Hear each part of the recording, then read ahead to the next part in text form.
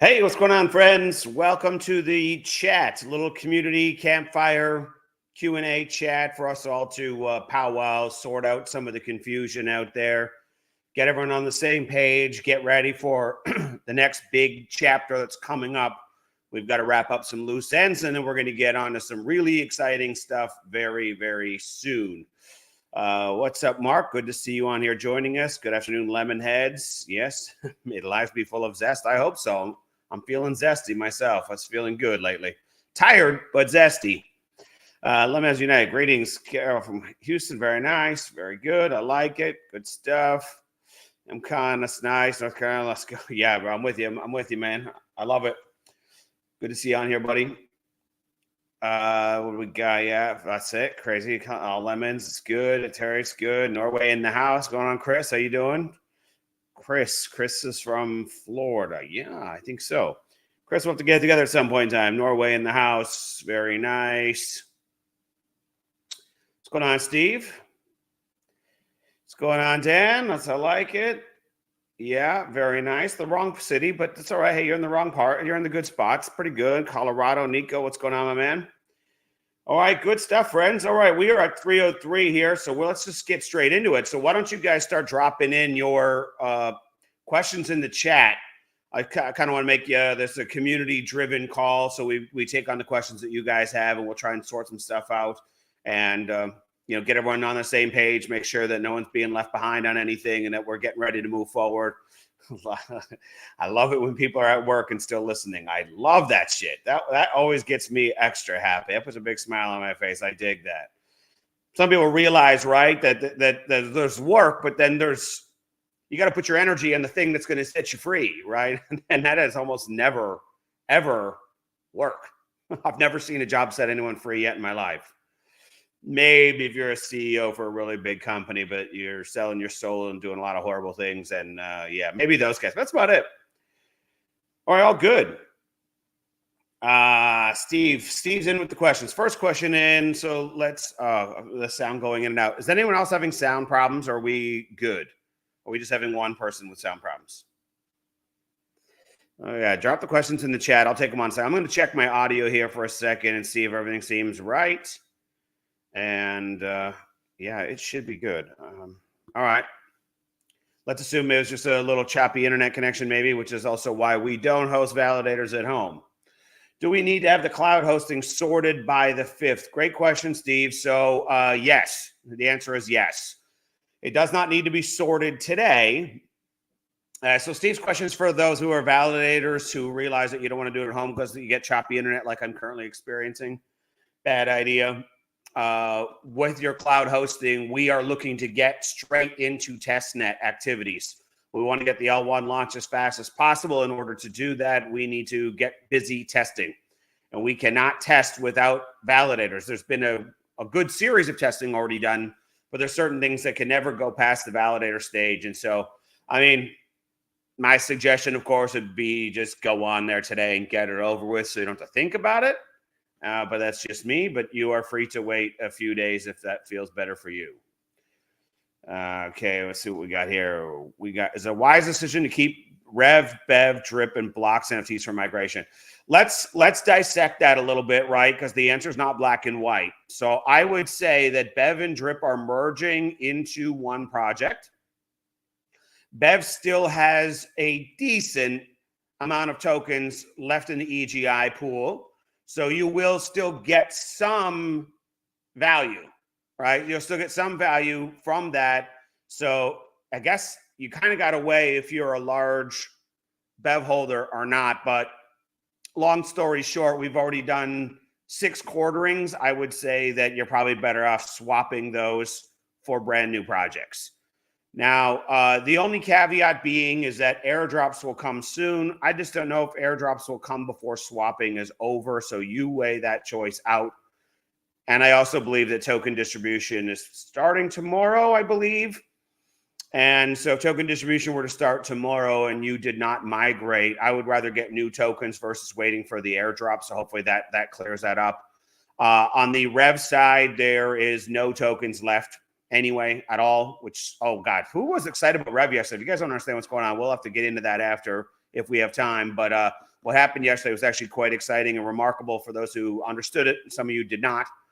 And then the Blocks NFTs, the consensus for most Blocks NFTs is that they are just going to keep them. So you get to choose if you want to keep them or not keep them. There's pros and cons. Blocks still has a lot of tokens left in the EGI pool, so you're definitely going to get real value from maintaining those NFTs. You just have to decide how big of a holding you currently have and how excited you are about new projects versus the size of your current holdings. Right, but Blocks will do well, and the NFTs currently have value. We got my buddy James. James, how you been, man? I haven't seen you in a long time. We've been caught up in a while. Went away for one day golfing. Token pump chaos. I know. Well, James, for what it's worth, buddy, I did delete several hundred messages in the chat yesterday and tried my damnedest to curb it, and we had to throttle people with the timer a little bit. I prefer not to do shit like that, guys. Be considerate in the chats. Hashtag be considerate in the chats. Be considerate of the chats. The chats are not your personal support ticket desk. Those chats are for the whole community to share in, and no one wants to be like James, can't find the good information and missing out on everything. Yeah. So that pump was really exciting to watch for a period of time, but we kind of knew it would fizzle out, but it was really good, and we'll get into that if we can. Good. Sounds good. Good. Hey, all right, guys, let me know if we don't have clarity on those 4 NFTs. I hope that is all we need to talk about. Liz, okay, I think I follow what you're saying. I hope so. James, still confused. All right. Jalinder, good to see you, my man. Good to have some friends from India here. That's good stuff. All right, James, what happened yesterday? What happened yesterday is there is a trust wallet that was locked up. Hasn't been used in a long time. It had 500,000 debt coins in there that needed using, and they needed to be used for the benefit of the community in most people's opinions. And the best way to use them in the community is to burn them. And we want to migrate those projects over, and we had that had to be expended for the migration to happen. So Jason made the decision to just liquidate the entire 500,000 amongst the 4 projects that trust account was always intended to be, divided up by those 4 projects, which was great. It's given the sellers and the people who want to exit the ecosystem, they all got a great window to exit if they want to exit. And for those of us who are holders, this was fantastic because it contributed massively to the burns, and we definitely shrunk the token supply massively yesterday. So personally, that pumps me up and gets me excited because I'm holding. Yeah, Yulia, just ignore all those rumors. I mean, that's just nonsense. I don't know why the hell anyone's putting that in writing. The vote is definitely going to pass. The community will be respected by getting to vote, which I absolutely love. But there's 0 doubts in my mind that vote will pass and all will be good. Good stuff. How many validators can go on one cloud? Don't quote me because I think the number is a little variable, and I'll get with Joe and confirm that. But I think it's in the 7 to 8 range. Short term, we can overclock those, so to speak. And in the early days, the blockchain will not be near as busy as when it scales up. So we'll be able to handle that. That's not really a big concern. So, but get back with me on that question later on if I haven't covered it. And there's a few things I'd like to add to that if we have time. So I'll make sure I grab the other questions first, and then we'll circle back if that works. Can you explain what happened yesterday? And for us rookies, why is best to hold rather than sell? What was great opportunity for some who made enough to purchase a validator. Wow. Yeah, Suzanne, you're not wrong there. Let's be honest about it. There was some windows of time where it was going to be very dicey, right? There's not a lot of liquidity or volume yesterday. So someone who was trying to game the system yesterday could have got pinched and could have got hurt for sure. Only certain trades were going to go through because of the volume and stuff. But some people did succeed at getting some of their tokens out at some of the higher price points. And yes, it was technically a materialized, profit, if you will. And they could use those funds as they see fit, including being a validator for those who had that as a goal. So yes, it could have worked out great, but it could have worked out very poorly also. And the truth is everyone sold for pennies on the dollar yesterday, no matter what. No matter how high you saw the prices yesterday, if in your mind, if you thought that was a high price, it may be a high price compared to what we've seen over the past year or two, which, you know, that's a story for another time. And many of you already know that story well. Those prices are nothing compared to where they're going long term. They're just not, plain and simply nothing compared to where they're going. So anyone who did sell yesterday may have achieved a short-term goal, but they lost out on a lot of future price action had they just held on. So to me, hey, ouch, that hurts. Which could have been a rev yesterday. Yeah, part of us all does. You know, I mean, I enjoyed watching the show. I decided not to play the game. I'm a long-term holder. I don't want to, you know, it's just one of those things that had to happen in the ecosystem. And I'm really grateful for exiting a lot of sellers. When the sellers permanently exit the ecosystem, that means the future price action is awesome for us. I do not personally want to see a single dollar of Lemon's liquidity being donated to sellers who don't even care about the project, right? Like, I absolutely do not want to see that. So the earlier we get them out before the migration, the better, big time. So I love that. Your tokens will auto transfer, but your NFTs need to be swapped if you want out of those NFTs.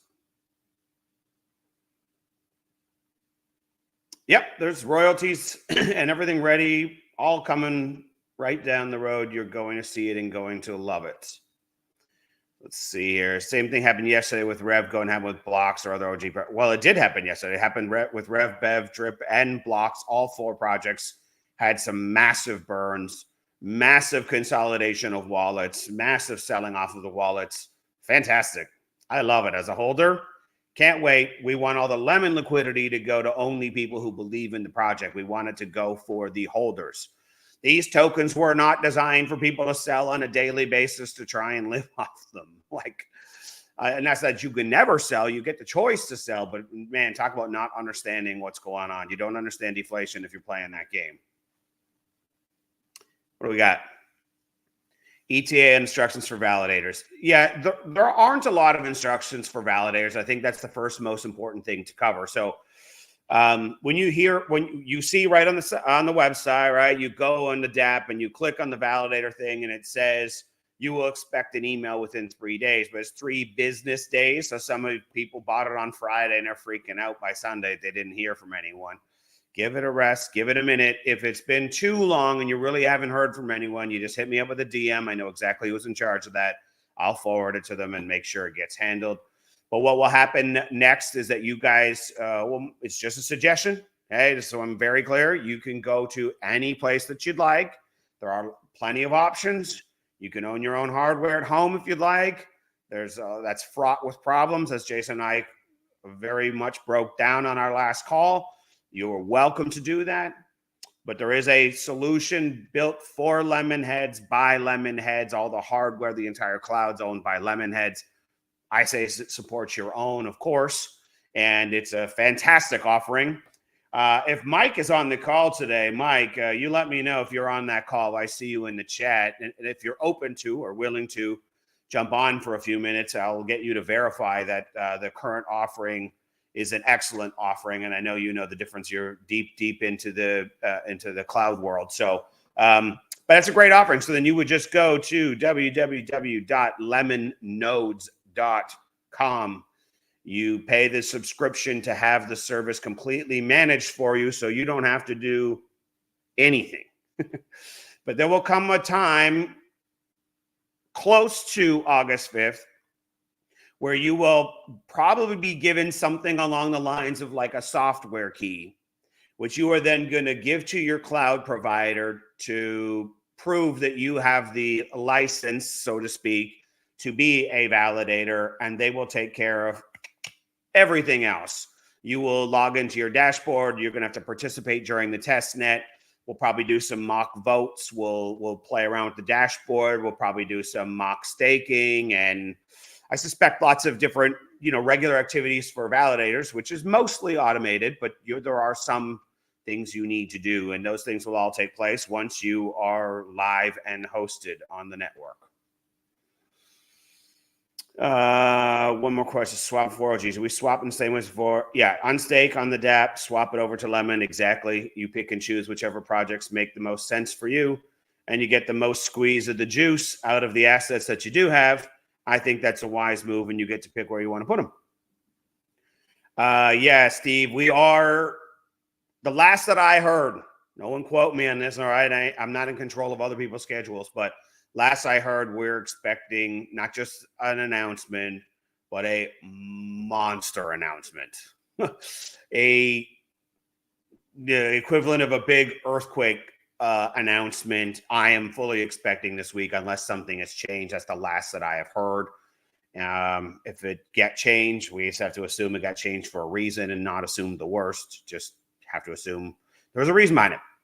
And not only that, I think there is a lot of other announcements coming this week that are going to be very exciting for anyone in the ecosystem. A lot of the things that you've been hearing about, I think, are all going live this week. So I think this is going to be a very big week as we wrap up what has been already a very exciting July, right? I mean, it always goes a little slower than many people want. I get that, in fairness.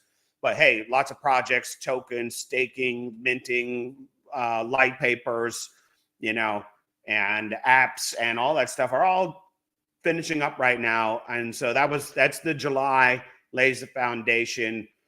We use the half-ish, early-ish, majority-ish of August to fully launch the L1 and be done and make that an official launch, that we've finished the transition, and then we get busy bringing out new projects and telling the world. And that's when it gets really exciting, in this guy's opinion.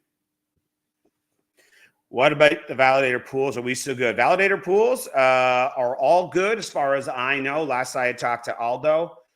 The only caveat I'll add, and maybe Aldo has already worked out a solution, so just to give anyone a heads up who's already in the pools, just so your head is already thinking there and you can help support Aldo, please be supportive, spread the word in those groups that you're in, is that the original plan, the idea is that when the validators go live, that there would be a deduction from the proceeds that come in, that come off the top before distributions go out, because there are costs like cloud hosting that need to be handled.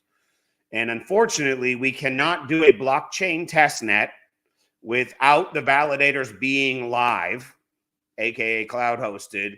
And those cloud hosting expenses need to get paid so those validators can participate in the testnet. And there will be a window of time, hopefully not too long, hopefully only a few weeks, before there are proceeds coming in to cover those cloud hosting expenses, and they're not on Aldo to cover on his own. So hopefully he's got an idea of a solution, but I think it'll probably have to be a small crowdfunding kind of deal that has to get going for that. So add on to that question. If we have 3 validators on one cloud, do we have to pay the monthly fee once? You do have to pay for every license instance that you are hosting on there. So if you have 3, you pay for 3. And that's because each VM that you create when you sign up for that service will dedicate a certain amount of hard drive space, a certain amount of RAM, dedicate a certain amount of processing power, a certain number of processors to you. So your portion of the blockchain, your node on the chain, can validate all those transactions. It requires that amount of processing power. And so you can't have 3, you can't be the owner of 3 real estate parcels on the blockchain and only operate it on 4 processors, for example. It's going to require 16. So you got to pay for the hardware that you're using. Which, please remind me, I want to touch on that again after, but since it only applies to those who are going this route, I'll save it towards a little bit later in the call and just see if we can get through all the other questions first. But please help me, remind me to come back to that after. I have some ideas to share with everyone. Is there going to be another pump for Bevan trip like Rev? Well, there was yesterday. Everything was amazing. I loved it. We burned out so many tokens. Fantastic. And so price pumps are incoming for everything. It's just a function of the math. Everything that we've talked about, all the tokenomics. We can get into some tokenomics maybe later if there's some time. But yeah, they've got a very bright future. I'm very excited about all 4 of those projects going forward. It's just that the EGI pool is exhausted for the most part on 3 of them. So you just want to go get a better squeeze of juice wherever you can. But stock up on those tokens, because those tokens, I think, have a very, very bright future. So that's the point. Listen, revoking Wallet Connect approvals is always a very wise practice. So I never want to discourage it. With that said, if the only place you Wallet Connect is our own native dApp, you shouldn't have to revoke. But it is just a good practice to have, if that makes sense. What's going on, Frank? Good to see you on here, buddy. Yeah, we had a great chat last night. Great catching up with you last night. That's fun.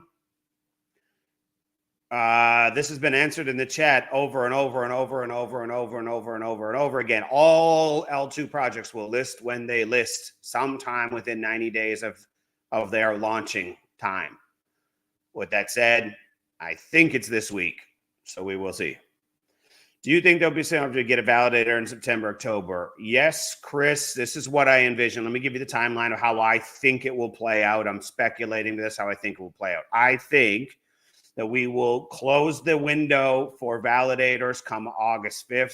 I believe that we will have at least 500, likely a little more. Then we will close the window. You will not be able to purchase a validator. We have to close it all down.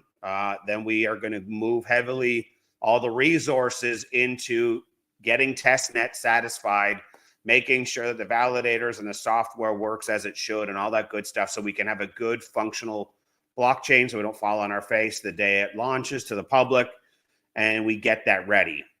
And I would say, I'm speculating, do not hold me to a date. This is tech. You never know with tech. But I would say in the last week or 2 of August, I think the team would, in the perfect world, like to have everything flawlessly tested. It's tech. Who knows? And I see no reason that I know of to delay it any further. Once testing is done, I think we go live. And then so in late August, let's call it September 1, just for putting it in your mind, let's say on September 1, blockchain should be live by then in the perfect world. Then I believe the window for validators reopens up. And then there will be a cap, a hard cap, a maximum of 5,000 that can be on the network for now, until the network grows further in size down the road. Then they'll bring on more.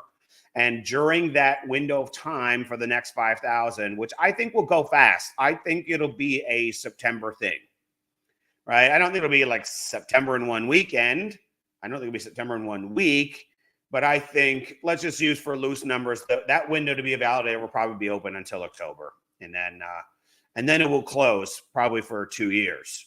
But then you have an opportunity to be validated. So hopefully that answers the question. Let's see what we got here.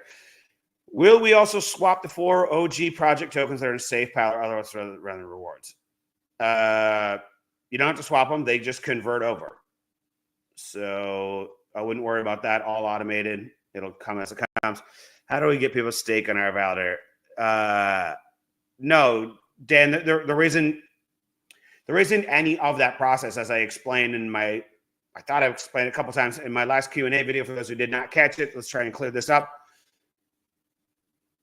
The size of the cloud that is currently offering the custom solution for our community, lemonnodes.com, is still a very small cloud. They do not have enough hardware,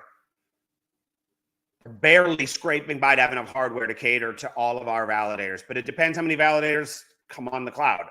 I think the majority of the community will. If the majority of the community does, everyone's box is full. Everyone's box is completely full. There's no reason to even think about your box. We don't have enough boxes. We need more hardware, which I'll touch on a little bit later on. We need more hardware. For anyone who's thinking about it, you're missing out on a real opportunity, but we can chat about that a bit after.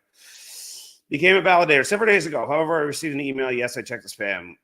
Well, for now, as I stated just a little bit earlier in the call, you have to wait a bunch of business days. Just patiently wait for it. There's absolutely nothing for you to do right now. But most people have an email in their spam folder, and it's definitely there. And if it isn't, then you just DM me, and I will get you connected to the right person. If I have multiple validators, there isn't a way to have them all. Guys, if we need,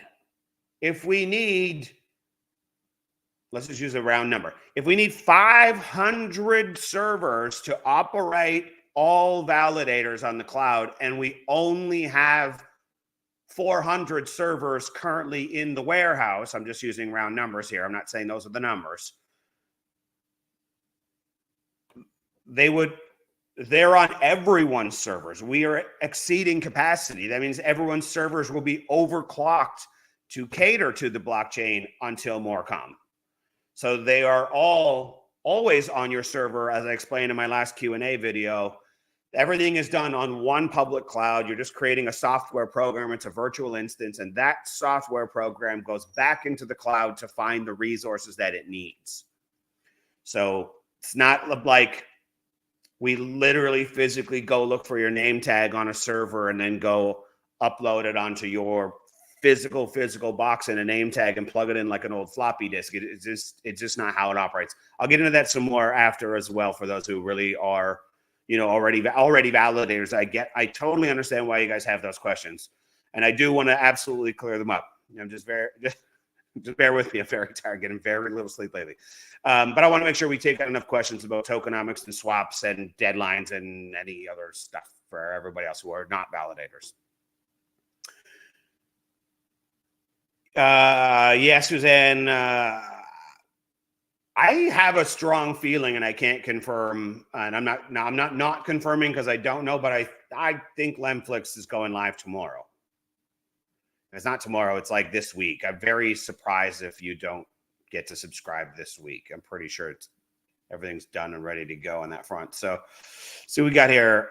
I've left my blocks NFTs staked to accumulate tokens. You don't have to unstake the blocks at all. You stay in. It just migrates over into the new project, and you keep on mining. All good. If there are only 200 validators sold to community and founders take the rest of the 300, yikes, friends, don't let that happen. I don't think that's going to happen. I don't think there's any scenario where that happens. I really do not see that happening. Well, there's enough founders tokens to stake. Don't get lost in the number of tokens staked on your validator. Don't get lost in any of those small details. There's just absolutely no value or reason to be worrying or stressing about any of those things. There's only two realities when it comes to being a validator. First, you have to take all the necessary steps to be one. Then after that, there's only two variables that matter. The chain is either successful, not successful, or wildly successful. You know which one I'm expecting to happen, but I'm not in control of, by what I'm expecting to happen. If it's wildly successful, I mean, your mind can't comprehend what happens from there. I promise you, your mind can't comprehend it. Worrying about the little math and the little details and the last thing on your mind. Absolutely last thing on your mind. If the chain is reasonably successful, which I cannot imagine any scenario where it's not, you're still going to be so happy, no matter what the details are. And if the chain is a big failure, which is, if you know what I know, I would say is basically an impossibility or damn close to it. Anything in life can happen. Anything in life can happen. And hence why you should always diversify. Hence why you should always follow all smart, intelligent rules about finances. And also keep in mind that I am not a financial advisor. I am not a legal advisor. This is not legal advice. This is not financial advice. It's just me trying to have a Q&A, casual chat with you to help you make some decisions and sort out some confusion so you can make decisions. And yeah. Left my blocks NFTs staked to accumulate tokens. I swear we just went over exact question 3 minutes ago. Moving on. With the airdrops for Bever of driven blocks, has it been confirmed? No idea when those are going out. I think those are dependent. Jason can get them out in a minute. The moment he has everything he needs. He's not being given what he needs to do that. When he will be given what he needs to do that, I don't know. So I won't speculate. But I think that the tokens go live tomorrow. So if you are contemplating moving them, just move them. The airdrops aren't big. The airdrops are certainly not going to be significant, even after yesterday. They're much bigger yesterday than they were going to be, but they're still not going to be big. It's just you're deciding to move them or don't move them would be my advice today. So but you can go look up all the wallets on chain and try and wallet track and try and figure out what's in there and all that stuff. It is an option. That's the great thing about blockchain. You can go track all that stuff down.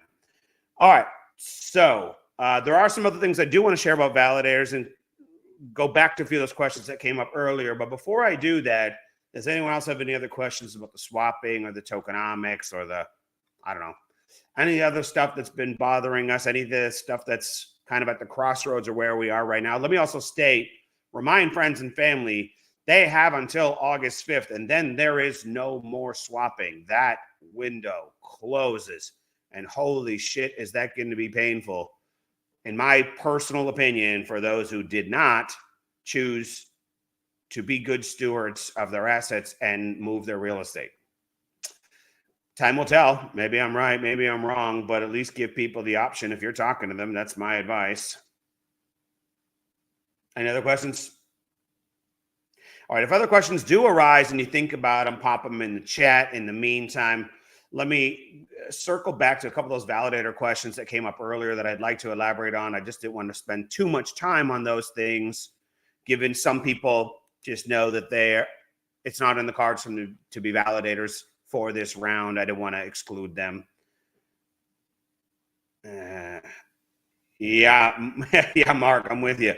I think a lot of people are going to have retirement parties not too long after the L1 launches. It's going to be pretty exciting. So, yes, unfortunately, there's a lot of people who won't be validators this round. However, I think that the majority of people, which excites me a lot, I think the majority of the people in the community are going to be given a few months, right, from when they first heard about it to when the window closes to still become a validator within the first 5,000, right? And how incredible for all the loyalists who've stuck around all this time to still get the opportunity to own a piece of the blockchain. I think it's amazing. I think it's awesome that it's us, the people, and not a bunch of VCs and venture capitalists or corporate run or run blockchain where none of us get to own any of it. It thrills me to no end that everyone's going to have the ability to participate if they so chose. So let me just double back. I'm waiting for other questions to see where those questions came in earlier that I wanted to just tackle and add on to.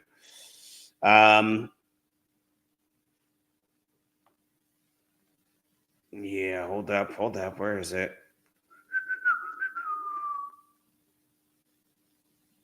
Wow, I'm having a hard time finding it. Okay, here it is. Here's one of them. And we'll get to the new comments after I just scrolled up here. So if you have 3 validators of one cloud, you pay all 3 contracts for the service fee. Yep. So just for clarity on that.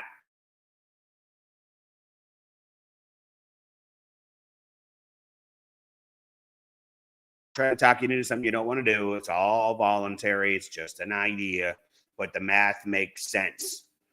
Now, we have a cloud situation where there are far more customers than there are hardware to service those customers. It's a very wise idea for you to at least just collect the facts and decide if maybe you want to profit off of helping solve that problem. Case in point, let me just kind of close the open loop on this. Here's the math, and here's something else everyone needs to know about being a validator, right? The pricing that's on right now is a friggin' pre-sale, steal of a deal, very real discounted pricing. This is cheaper than most real discount providers. I think it's too cheap, if I'm being really honest with you. But it's done this way because in the very early days of the blockchain, especially in testnet and things like that, we're not going to be maxing out the hardware. We're not making it work hard, right? And so that also goes to, for those of you who have been on the website for the hosting, the cloud portion of the hosting, you're going to see when you're on there that there's an add-on for adding extra memory. And that's because you do need it. the current regular default cloud hosting that you check out with right now is only half of the memory that was required as the minimum hardware standard for validators to use. And so you will need that additional memory in time, probably in the near future. I think it's going to be in the near future. I don't think it's a far out there thing. Another thing to think about when you're going through that checkout process of the validating cloud hosting portion is you want to think long and hard about just committing for the whole year. There is savings for those of you who are concerned about the costs of doing it. You're only going to be concerned for a very short period of time. I can assure you of this. You won't even think about the costs soon, just in the early days. But you want to think about potentially having an annual contract because, as Jason talked about on the weekend, you get penalized and get bad ratings if you have poor uptime. And the last thing you want to do is have a billing problem, a credit card not going through on the day that your billings due, lost the email, gone on vacation, forgot all about it. Now you're offline for 7 days. That costs you fortunes, absolute fortunes. You do not want to do that. So you should think long and hard about doing the annual programs. That's something to think about. So to add to another point I was stating earlier, just so we can kind of get this out of the way on the Q&A format, is if you are a validator, I want you to just take for loose math reasons, because like I said, as the usage goes up, your costs are going to go up a little bit. Just pick a round number because it's easy math. If you have, let's say it's $250 a month, I'm just using that round math. You have $250 a month times 3 validators in the case of this question that came up earlier. Now it's 3 times, so that now we're at $750.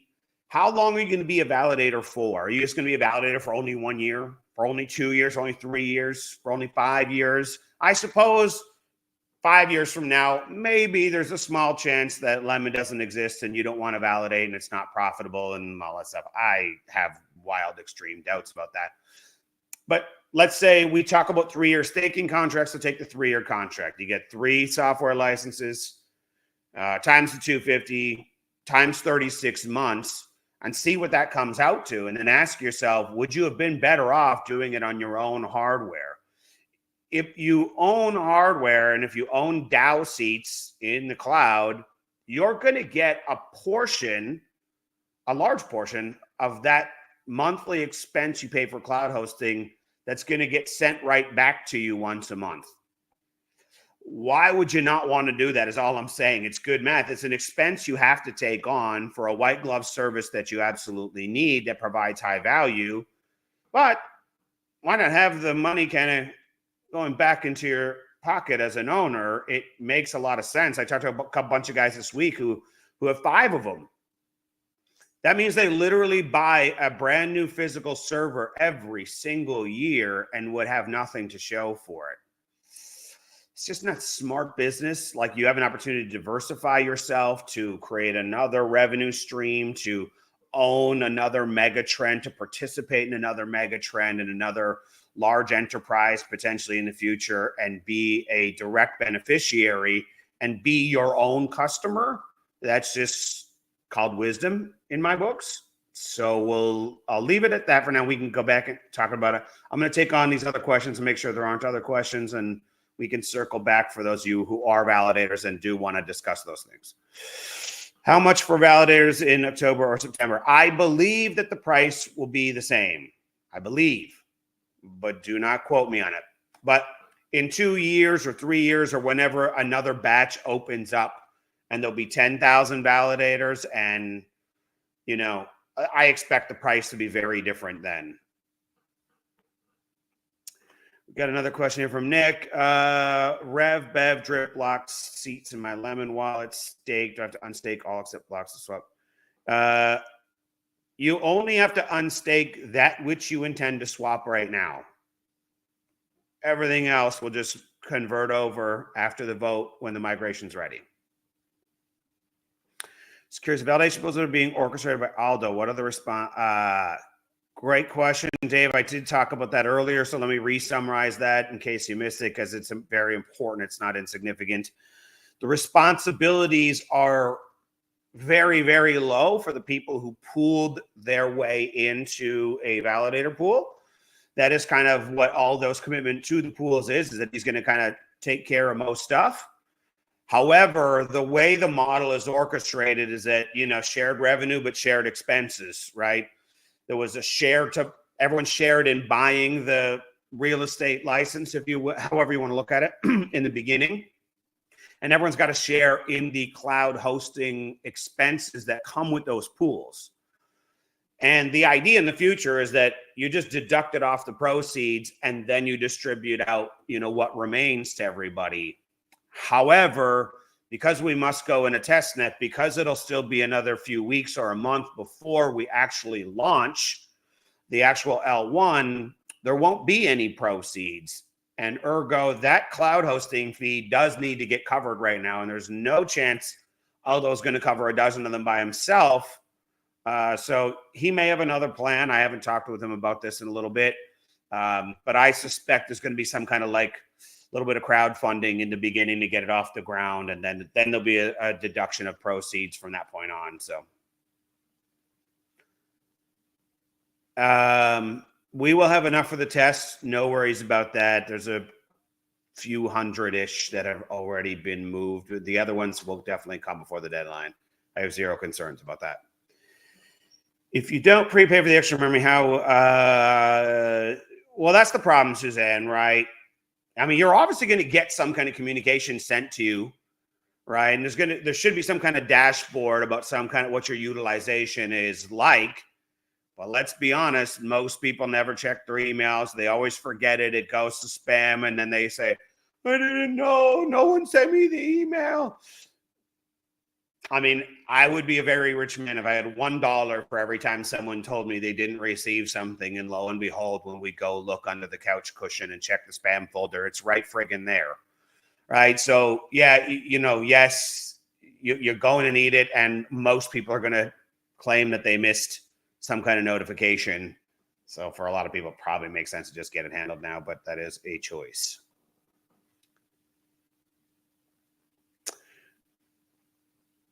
That I also covered this on several calls. It is absolutely impossible to calculate an ROI. There is no ROI on any of these things. It's not how it works. You own a piece of the blockchain and there might be 10 million transactions a day. There might be only 10,000 transactions a day. There's absolutely no possible way to predict this. There's hundreds of millions of variables literally that would affect how much lands in your account. Any idea if your server owner and your machine is not online, is going to Atlanta site? Mark, go see my last FAQ video. I absolutely covered this very, very much. So how that works. Do you earn LEMX during the month of testing as a validator? Corey, that is a really great question, and I don't have the exact number on. Do we earn LEMX during the month of testing as a validator? It's a great question. I don't think so. And if we do, I would expect it to be pretty insignificant relative to the long term. How about we say it that way? Pretty significant relative to the long term, I think, is a fair statement if there's anything that comes in. But in the meantime, you'll have lots of NFTs and lots of other stuff going to work for you and serving you well. And it's one of those things that it's painful to have to go through the test net. We all just want it friggin' live like now, but there just is there's no possible way for us to go live without doing this test net. So it's a painful process, and hopefully it only lasts a couple of weeks, and then we would be, ready to go. So hopefully let's see what we got. Question here. Whoops. It'd be cool to hear how you would balance holding long-term and selling to get more NFTs.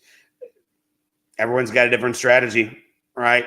If you live in South Africa, or if you live in,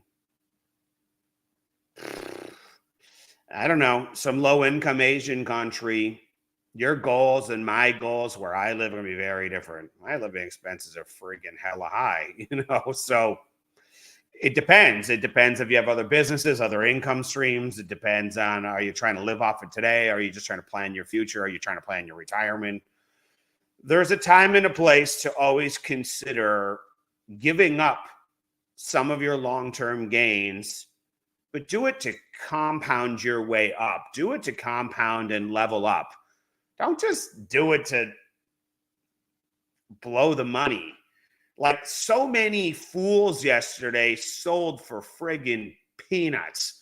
Some people were like, I won so big. They're so thrilled. They sold their rev for $2 friggin'. What do they think is going to happen when it's $100 in a few months from now? What happens if it's $1,000 by Christmas? Are they going to be thrilled they sold it for $2? No, they're going to be the guys wearing the kick me sign over in the corner feeling really stupid, right? So if you're using a little to leverage up and level up and make some strategic moves, there's a time and a place for everyone to weigh that out. You know what I mean? For those of you who are set on wanting to be a validator, for example, this is a great example. You may want to, that may be a time and a place to level up.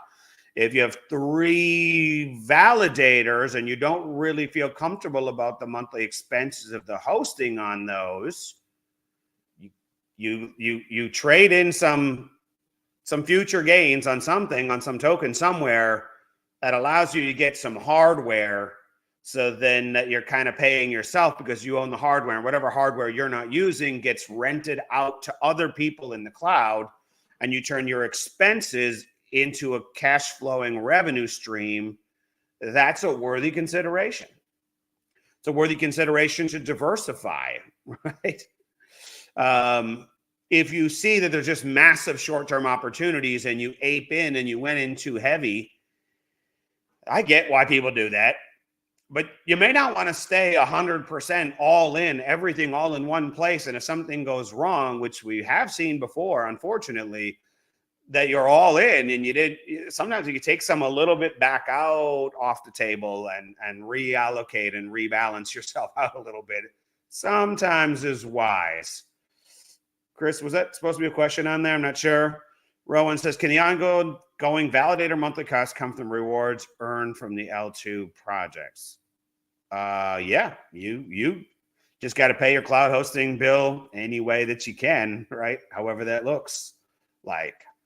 And you're not going to need to worry about it once L1's live and everything's rocking and rolling and lots of new users start coming in and new exchanges go live. And when that kind of stuff starts happening, you got nothing to worry about. The expenses will be so insignificant, you won't even think about them.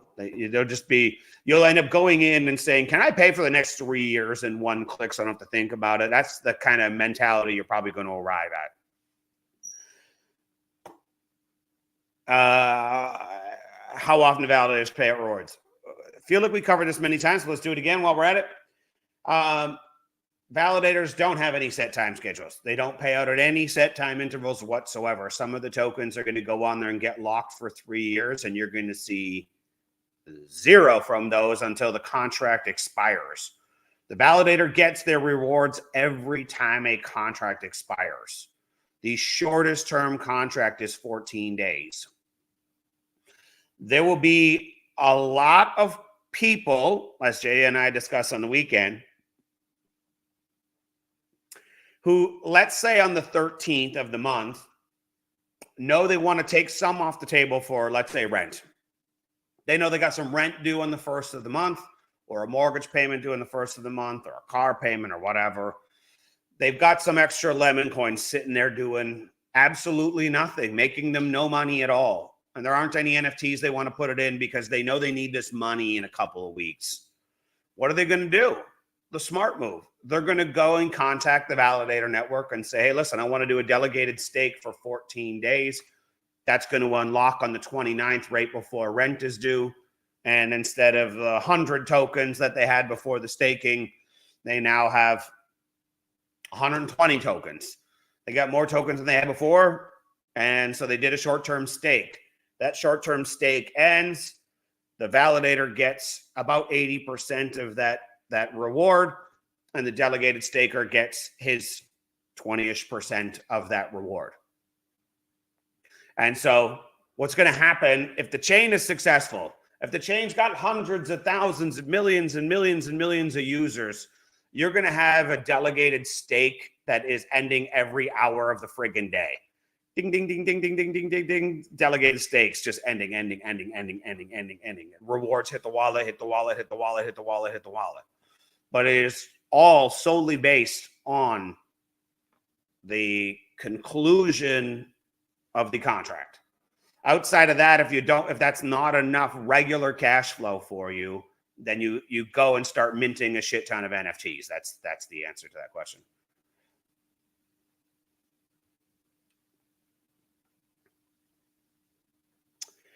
Yeah, great question about the gas fees. I know there was some confusion in the early days because there are a lot of validator networks and a lot of blockchains that operate that way, but this chain does not operate that way.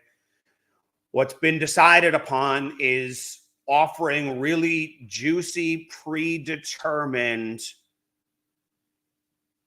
APY on staking entices more and big money to come and stake with us. You can go to a friggin' bank and make nothing, or you can meet the local wealthy people in town and tell them you can provide them a really juicy return on their $10 million, and they're never going to put it with the bank. They're going to come stake it on the network, and you're going to get a nice big juicy reward. They're going to get a nice big juicy reward. And those rewards are calculated, and that's why they're so variable. But it's all based on modeling of how much gas fees and how much minting fees and other network fees are going to come through, because those are the things that actually provide those staking returns that people are enjoying. So hopefully that helps. With these mega lemon projects coming in, will it ultimately raise the value? Oh my God, like you wouldn't believe.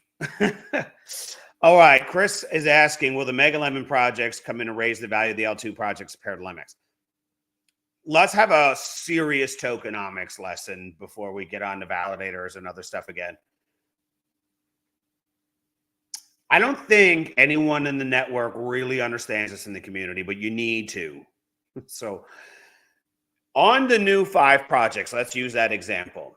On those new 5 projects, they have to lock up a certain amount of LEMX. Okay, that LEMX goes into a contract to be divided out amongst the next 24 months. If I misspeak on anything, it's just because it's been a few weeks since I read the live papers, but you're going to get the gist of it, and that's all you need to get right now. And I will apologize if I misspeak on anything ahead of time, and I'll apologize down the road as well. But I'm just going off memory. That gets locked up for 24 months. It gets equally divided for 24 months to become the trust buy and burn mechanism for that project. That is the initial liquidity for that project, if you will. Now, when your Lem coin is only $75 and you take 1/24 of 50,000, it's not a very big number at all. And then what happens is then Shabir and the marketing team go out. Let's use the lemflix example. They go out with lemflix and they bring back 100,000 customers. Well, $1 from each one of those subscribers also goes into the wallet on top of the original 50,000 that was in there. Right? So those lemon seeds come into the thing. That's your trust buy and burn. So in the early days, there's not a huge amount of support. It's not the amount of support that rocks the ecosystem. And you've got lots of speculators and day traders and buyers and holders all swapping tokens out and all that good stuff. The following month, the token doubles, goes to 150. Well, the amount from that locked portion that is going to become a part of the trust buy and burn has double the USD value the following month when those tokens get unlocked to come play the buy burn function. A few months down the road, it's $1,000. Now do the math. The math gets stupid. 6 months down the road, we're at $10,000, $100,000. Fill in the blank. I'm just using round numbers. This is not an ROI. This is not financial advice. This is not a guarantee. This is not anything I'm in control of. I'm just using those numbers, and you start playing with that math, and you see if you get to that 100K level, that buy and burn wallet is now in the billions with a B. with the B. And there'll be almost no tokens left in the account whatsoever come then. Hear me out. I'm telling you, especially on the early projects like lemflix, there'll be no tokens. And then you're going to have this massive pile of LemX sitting over there ready to come in. It's just math, friends. And why or how does LemX get to those cuckoo numbers? Mega Lemon. I'm just using an example. If the Panama Canal gets listed on Mega Lemon and the world's institutional investors get wise to the game or the opportunity that's being presented to them, we're talking about obscene amounts of money, billions and billions and billions and billions and billions of buying power flowing through that LemX. That's what gets those numbers up to stupid town. Oh, that, and let's not forget that the validator network offers really juicy returns. So the entire supply gets staked up and locked up in a contract. No supply, massive walls of money. It's just math. It's not me guaranteeing you anything. It's me saying it's just a math equation and it only has one outcome.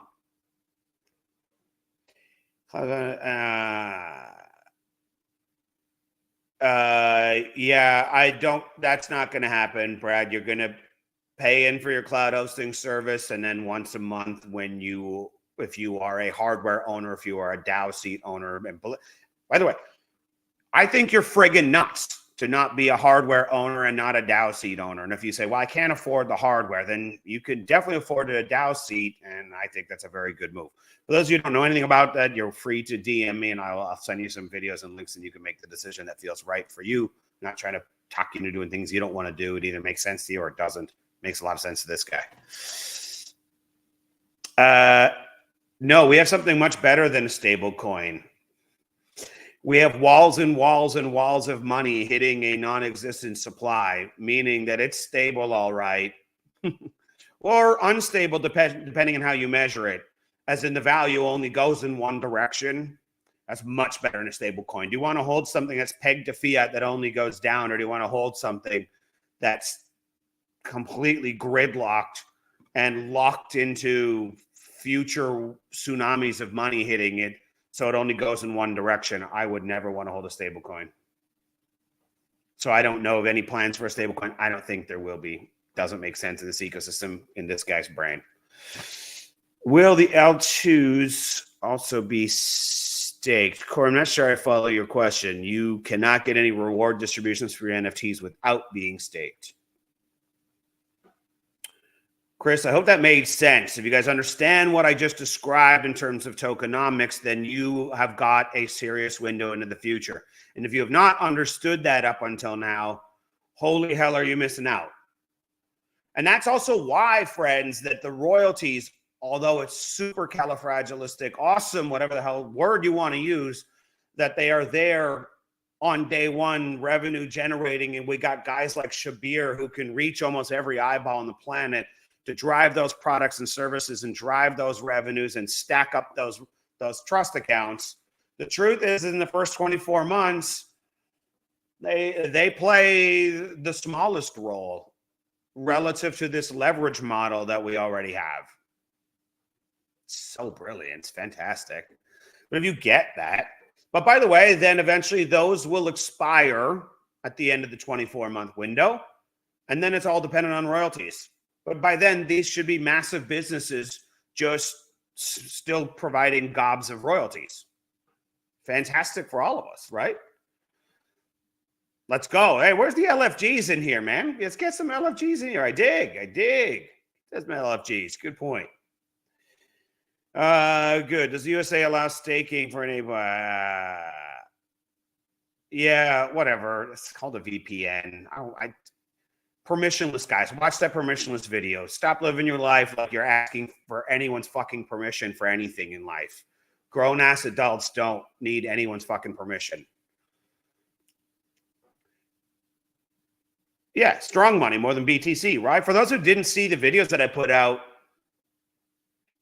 6-ish months ago where I very clearly explain the central premises behind a inflationary supply versus a fixed supply versus a deflationary supply currency. If you understand that, you have to understand that basic premise. If you do, you realize that the dirty fiat system is inflationary AF, and it's awful, awful.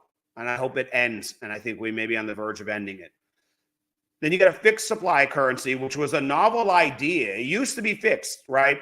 But in our world, for today's population, that is a novel idea, the fixed supply currency, BTC. And BTC changed the world. BTC will not be the future, but it did change the world. But deflationary versus fixed supply? Hell no. Mega Lemon pushed me over the edge to pull together more money to get an additional validator. Nice, Suzanne. Nice. And you are also a hardware owner and will be validating on your own cloud. Good for you. Fantastic. Wise decisions, in my opinion. Amen, brother. Good. Glad you guys are getting you guys are picking up what I'm putting down. Let me know if you're picking up what I'm putting down, the lifestyle. You know what I'm saying in the chats?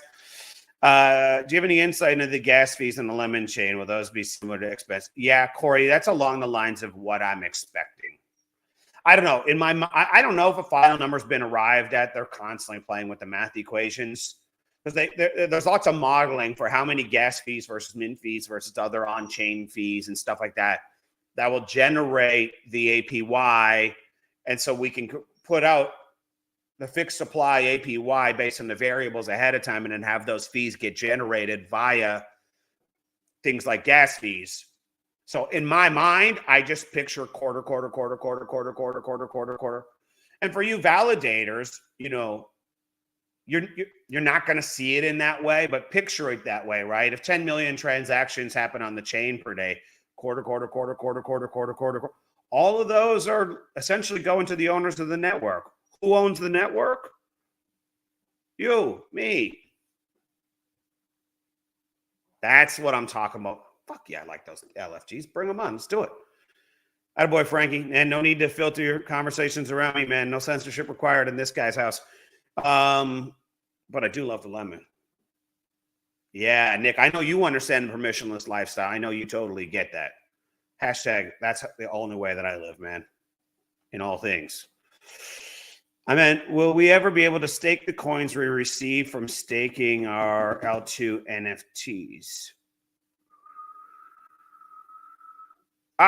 No, you will not be staking lemflix. Maybe in the future.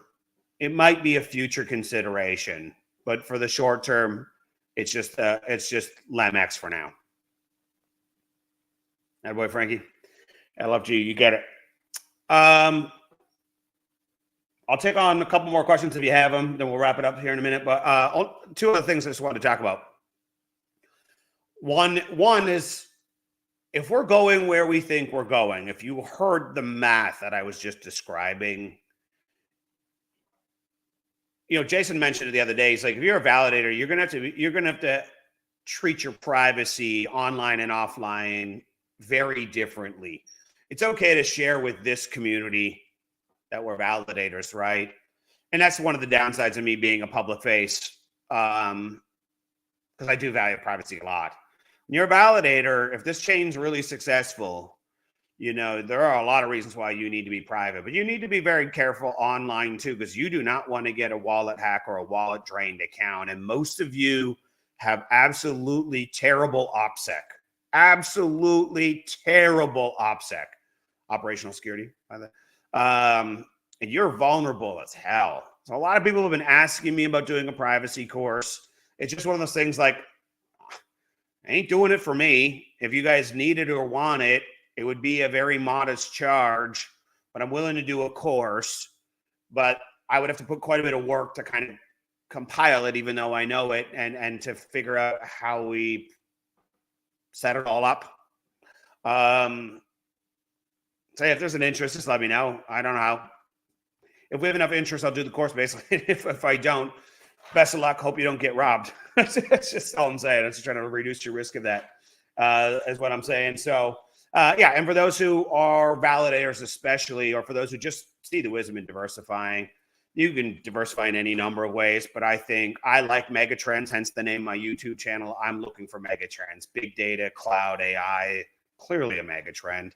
I love the idea of being an owner. I just do. You don't have to love the idea as much as I do, and really don't care, but that's me. I'm going to do that. So, hey, so if you have interest or just want to learn more about it, kick the tires. I ain't going to chase you, but I will send you more information, answer the questions, get you that clarity that you want, and you can make the decision that feels best for you.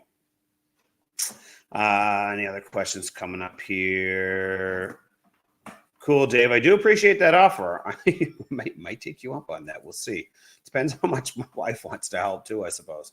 Privacy tools. Cool, Suzanne. Glad you see the wisdom in that.